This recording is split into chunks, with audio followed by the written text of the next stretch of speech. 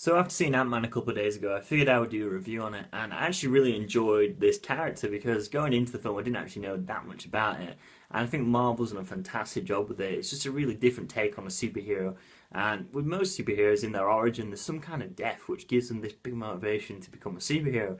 And with this character and Scott Lang being the second Ant-Man, who's played by Paul Rudd, he brings a very interesting mix to this character, and I think Paul Rudd did a fantastic job. He's in phenomenal shape in it, and you felt a sense of empathy for the character. And with the actual origins of the Ant-Man, I'll just go briefly into his origins. Like he's basically the second Ant-Man, being Paul Rudd.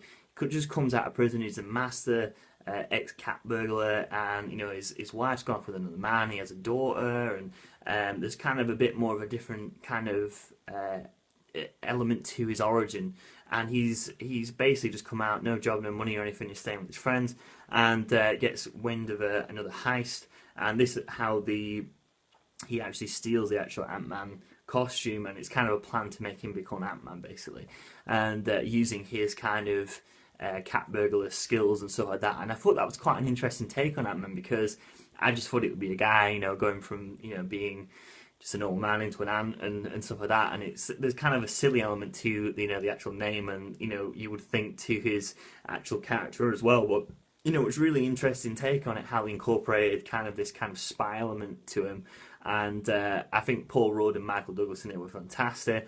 I like the way how they integrated certain members of the Marvel Cinematic Universe into it as well. I thought the villain in it was fantastic. I like the way there was some really cool 2 post-credit scenes as well, which I won't talk too much about. But it was really cool, and there was a good balance, I thought, between the storyline, the emotional involvement, and the humour in it as well. It was really well done. You would have thought it'd just be a very silly Marvel film, and I know Marvel are more for the younger generation, but even me being 23, I thought it was actually a really good film, and it was just a really interesting take on the character. I like the way, again, how they integrated the cat burglar element to the Ant-Man character.